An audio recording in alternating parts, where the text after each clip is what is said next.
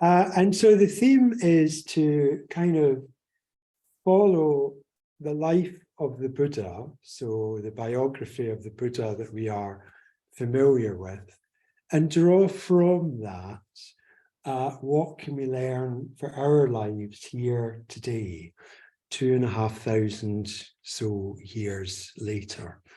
It might seem that his life was completely alien and different from ours, but actually there are a lot of things, a lot of parallels that we can draw between his quest, as it were, in his life and the life that we are all leading today. So this evening, we're going to be carrying on and looking at the power of context. So looking at the context of our lives. So if we just quickly go back and sort of recap, so the Buddha to be, or Siddhartha as was a prince brought up in a palace with a very, very privileged and comfortable life. But he left that palace to follow his quest. And he left the palace after seeing what we call the 4 sights. So he left the palace on some visits. He was curious about the life outside the palace walls, and he encountered old age, sickness, and death. So from his very privileged position, he was very deeply perplexed by finding old age, sickness, and death as kind of the inevitabilities of life. And the 4th sight that he encountered was a wandering mendicant or a wandering monk. So we can assume that this was not a Buddhist monk because he hadn't invented it yet. So it would be some sort of ancient Hindu Vedic wandering monk. And what struck the Buddha about that person, we assume something just about his being, but that person was searching for another way, or searching for, as it were, an answer or a way out of the kind of depressing conclusion of the first 3 sights, that we live, but we get old, we get sick, and we die. What is the point of it all if that's all that's ahead of us? And there is this person with an alternative, a seeker. He was looking for an answer to that deep existential question of life. So that's the kind of biography of the Buddha, metaphoric as much as literal, as far as we know, but as a metaphor, it still works very well. And we can see that leaving the palace, which the Buddha, subsequently the Buddha to be, went on to do, we can see the palace as a kind of metaphor for our lives as it is, our lives as they are. In a way, we need to step out of them in order to progress and in order to search and in order to reach answers to these questions. We need to step out. So there was a sort of metaphor in the going. We call it going forth. The Buddha went forth.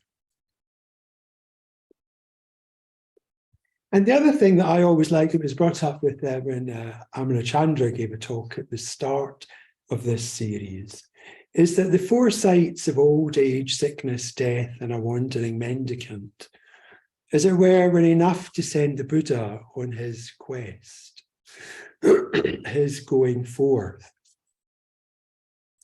But it always strikes me that we have all gone forth by coming into a Buddhist center.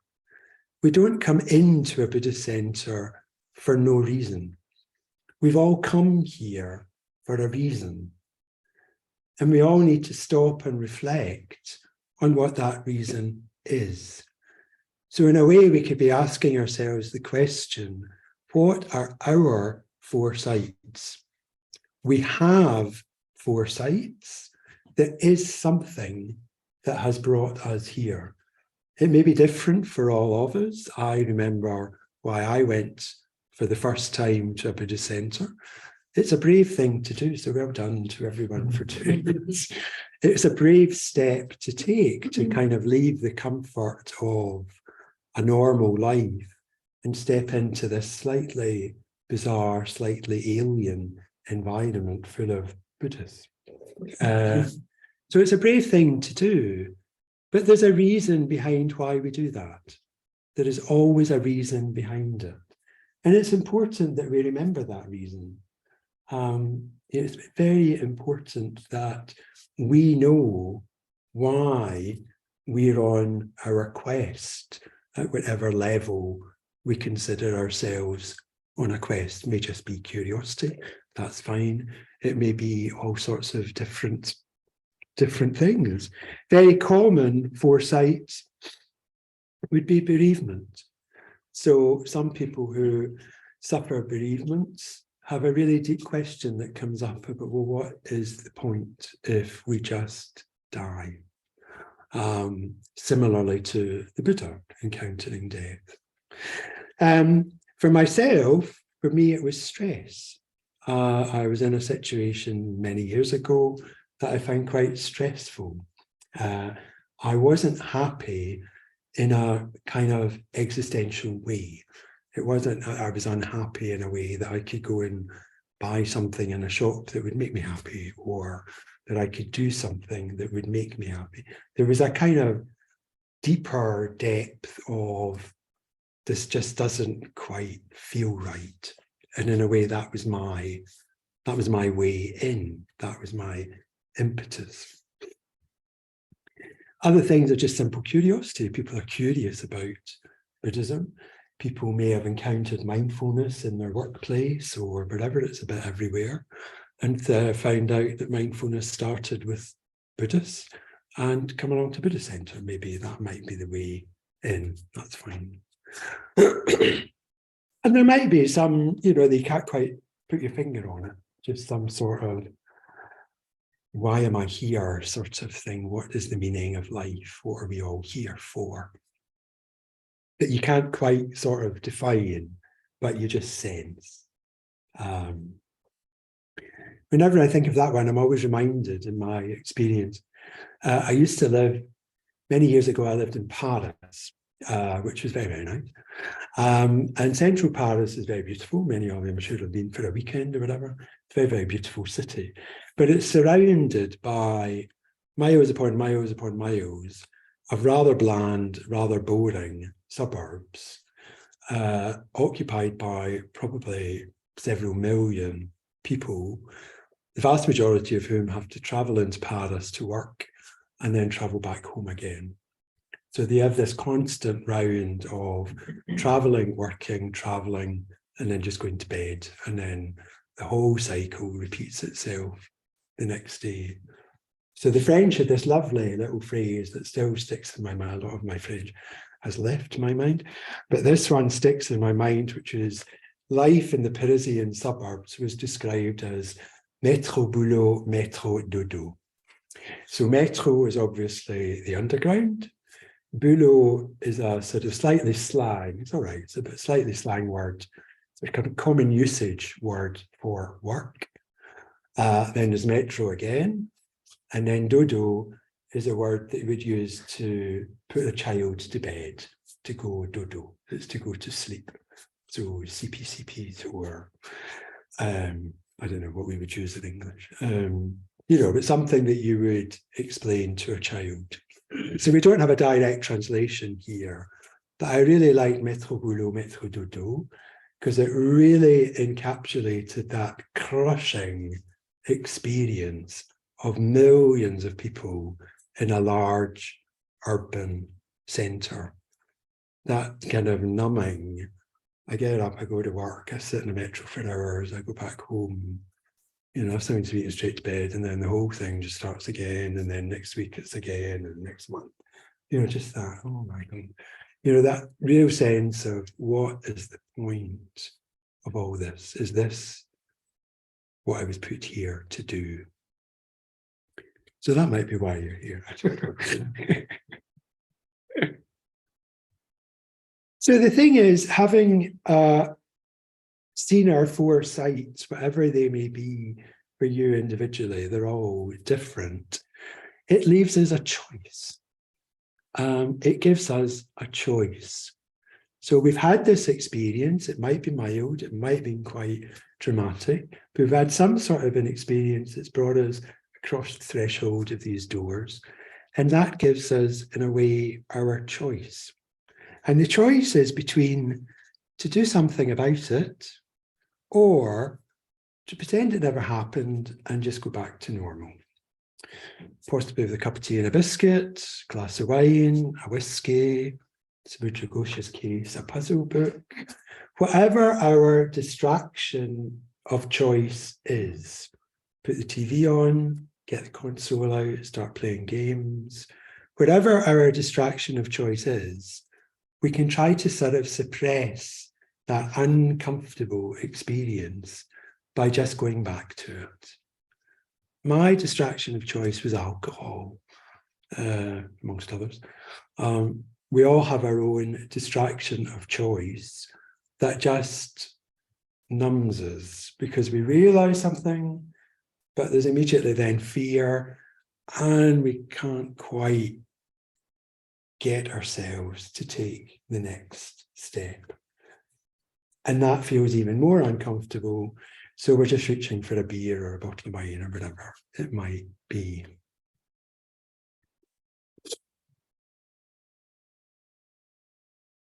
So going back to the Buddha, it was clear, it was clear that he did do something about it. He didn't just go back to the comfort of his ordinary life in the palace. He realized it was too much, and he realized he had something major to do. He left. He went forth. And in going forth, he radically changed the context of his life. So the context of his life had been incredibly comfortable and privileged. And he went wandering into a forest with absolutely nothing other than a robe on. That was all he had. So he had some sort of quest, didn't know how to fulfill it, and left everything else behind. Now that is quite radical, and not many of us manage to repeat that. But we do manage to come into a Buddhist centre. So in a way it's somewhat similar, but not quite to the same degree. So basically what the Buddha to be was wanting to do, he was wanting to, as it were, move towards freedom.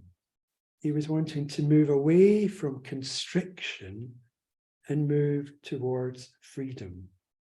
Now that might sound a bit odd when you think, well, he was the prince. He was free to do what he wanted. But we're not talking about freedom to go to the shops or wear jeans to the office or whatever. We're talking about freedom of mind. He wanted his mind to be free.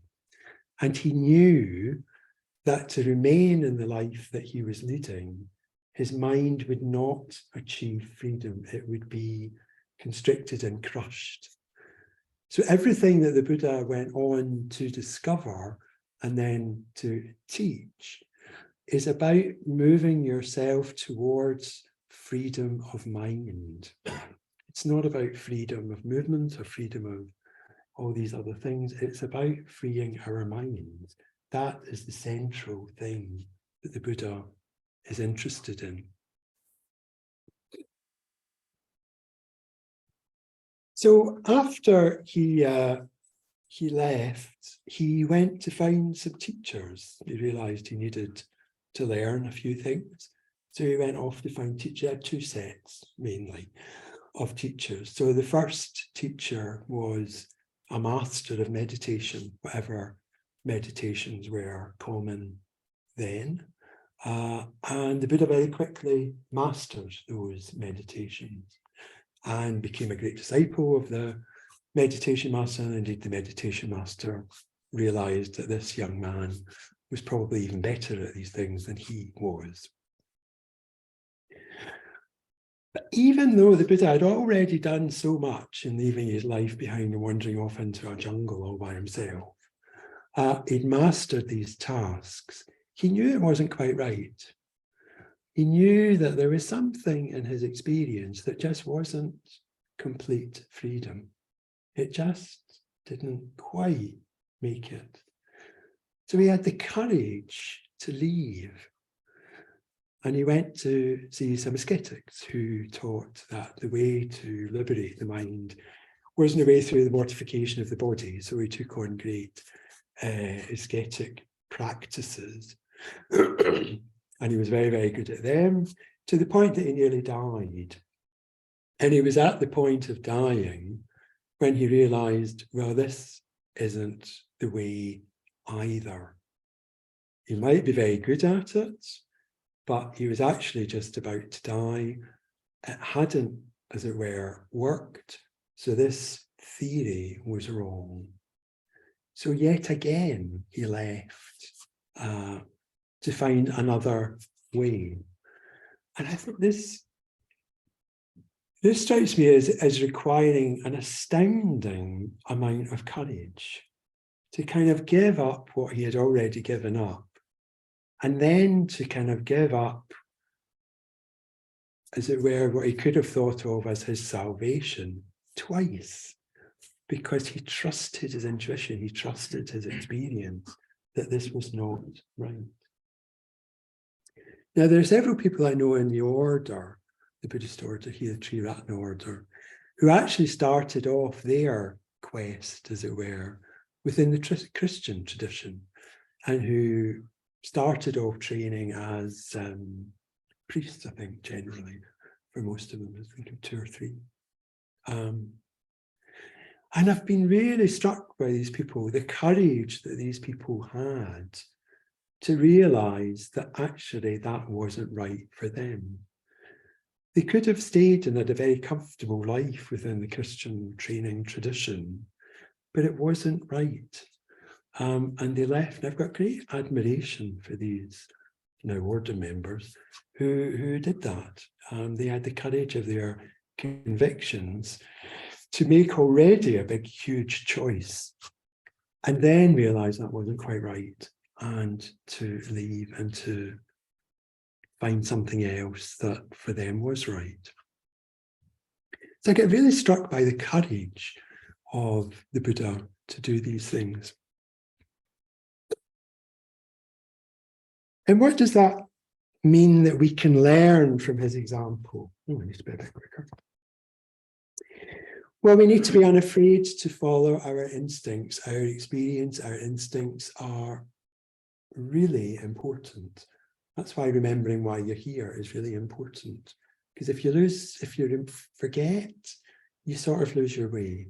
You have to be able to think back to why you're doing these things. He was willing to learn. I mean, he was a prince. He was probably as well educated as people were in those days and whatever they learned. But he knew that that wasn't enough for him. He was willing to learn new things. He didn't accept the status quo. If it didn't feel right, he went off elsewhere.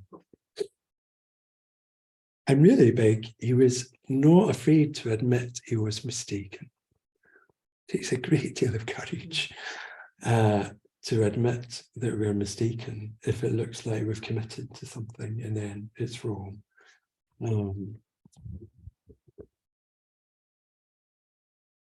So let's now turn to just have more of a look about what sort of context do we lead our lives in, or what's the context around our lives. So in that, we should think, if you remember one thing from this talk, it should be this, which is that to flourish, we need a context to flourish in. So to flourish, we need a context to flourish in. So this is from Maitreya Bandhu in his book, The Journey and the Guide, maybe from somebody before that, I'm not sure. Anyway, I really liked that line, that to flourish, we need a context to flourish in.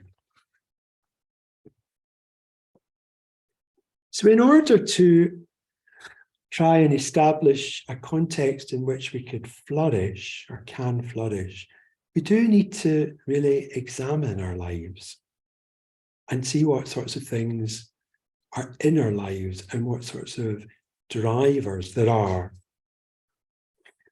So what I was very struck last week with, well, both talks, but particularly from Maria's actually, about the importance of values and how being aware of values was the impetus for Maria changing job, I think.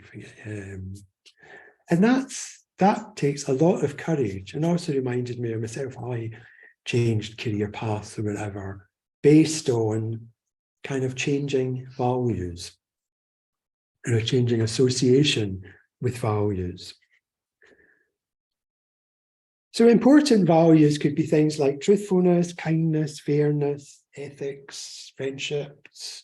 The list can go on and on and on and on. Sorry, I was just curious, how would we explore what values? We're just going to do that. Okay. Yes, we're just going to be doing that.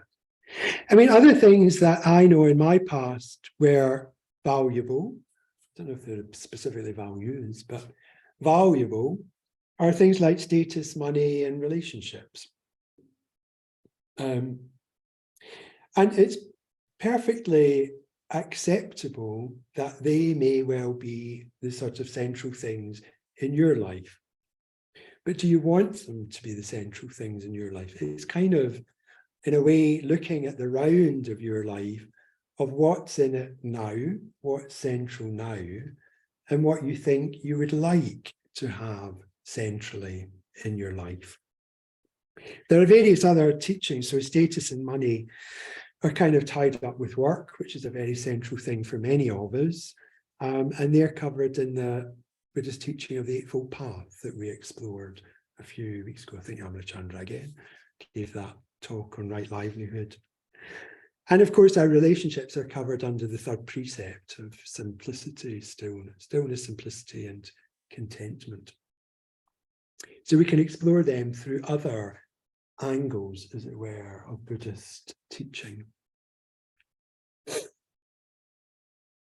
So what I thought we would do this evening, just to kind of liven things up, is kind of like look at a bit of a mandala of your life. So I'll talk you through this, and then I'll leave you to just reflect individually for a few minutes. And then, as much as you'd like to share, just share with your neighbour, just in twos. If twos don't work, three would be all right. So as we can immediately see, my artistic skills are not a patch of Sadhavaja. But moving on from that, so what we do in this exercise, and you can look at it in all sorts of, well, it's applicable in different ways.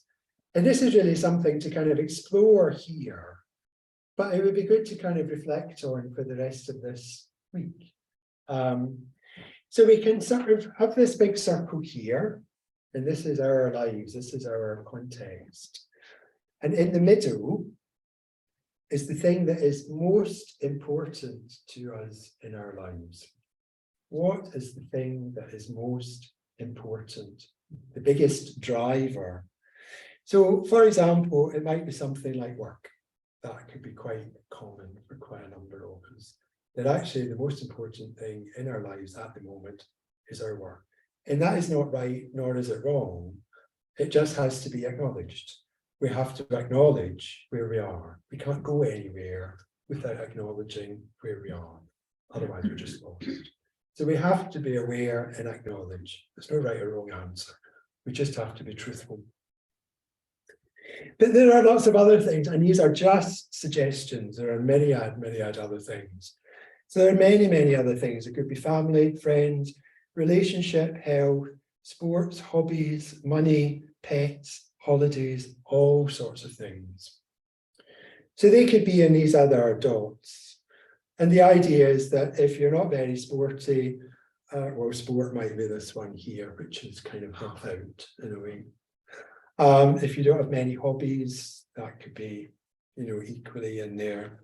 If you're not very sporty, but actually you're really keen on cooking or baking, then that might be a little bit closer to the center.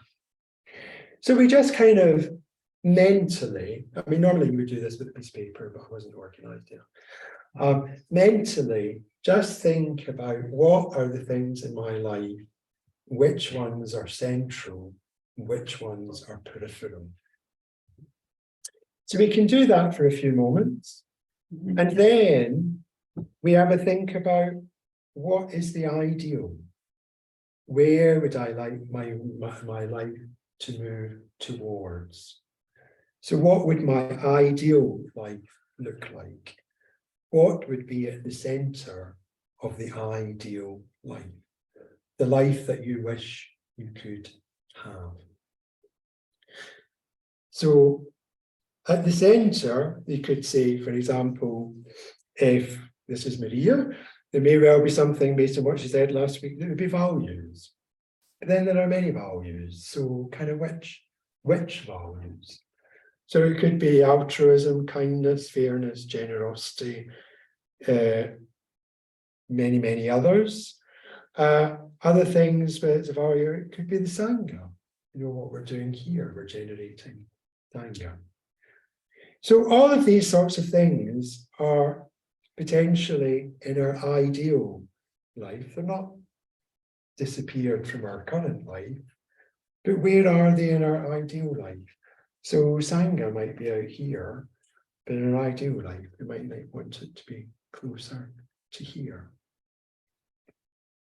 So do people get the idea of just reflecting honestly and with awareness about where we are and what's important in our life, and where we would like, the life that we would like to have?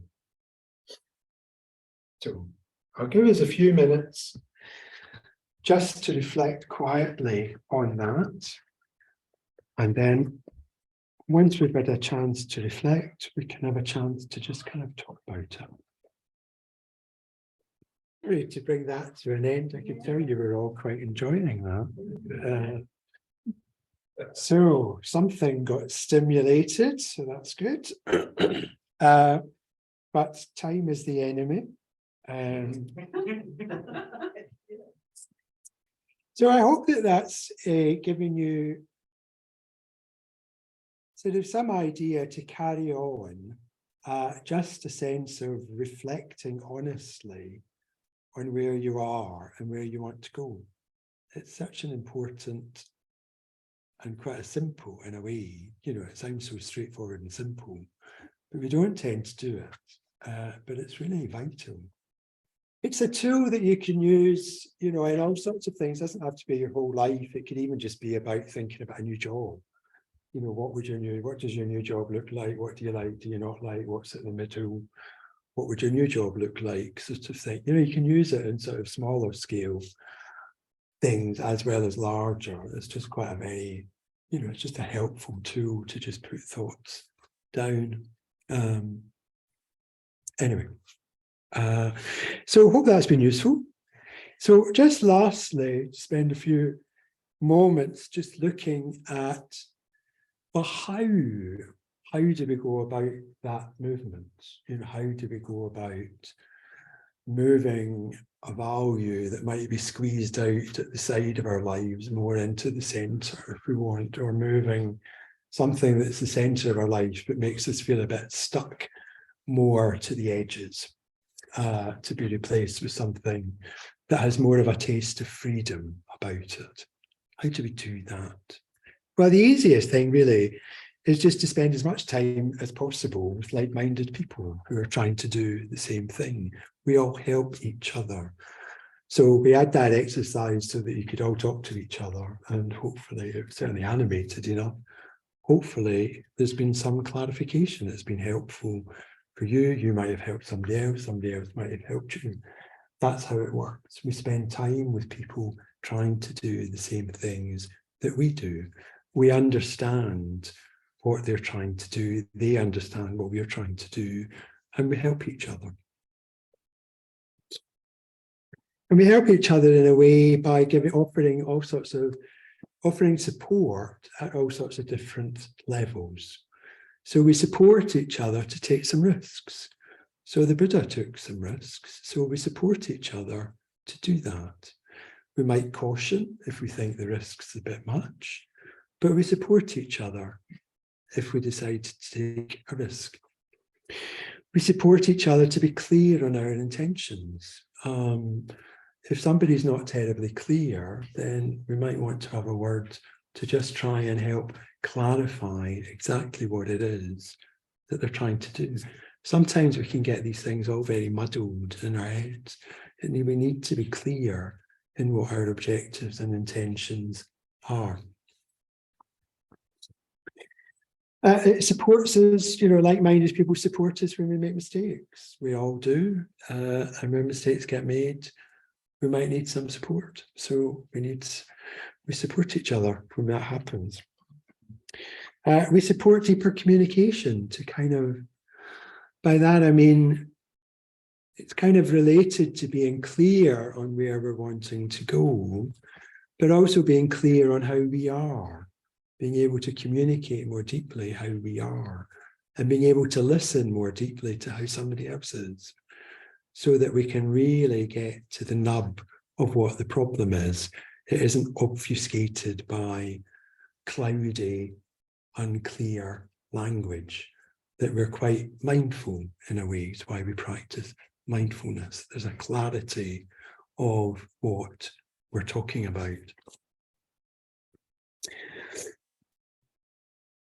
I mean, basically what I'm talking about largely is the Sangha, what we're doing here. It's the Sangha. And one of the things that I really love about the Sangha is that the Sangha, as well as individuals within it, acts as the fourth sight. It exemplifies something. It exemplifies where we can go next. So there are individuals who are great exemplars. There are maybe individuals who are exceptionally kind, so they're an exemplar of kindness. Individuals who exemplify generosity. Individuals who exemplify wisdom. Individuals who exemplify knowledge. They have a vast knowledge of the Buddhist canon and so on and so forth. There are individuals who exemplify qualities that we've identified as attractive and that qualities towards which we want to move.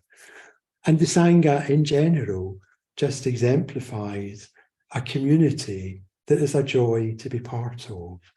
We can be fully ourselves, whatever shape or form that takes. We can be fully that shape. I can be fully Kulapriya in my fullness, and I can grow and become more and more Kulapriya within the context of a Sangha. And we can all grow and become whatever shapes and colours we want to become or can become within the Sangha. And the Sangha shares our values. So the Sangha is where values get shared. So in summary, the Sangha offers us the context in which we can flourish. Sure. Thank you.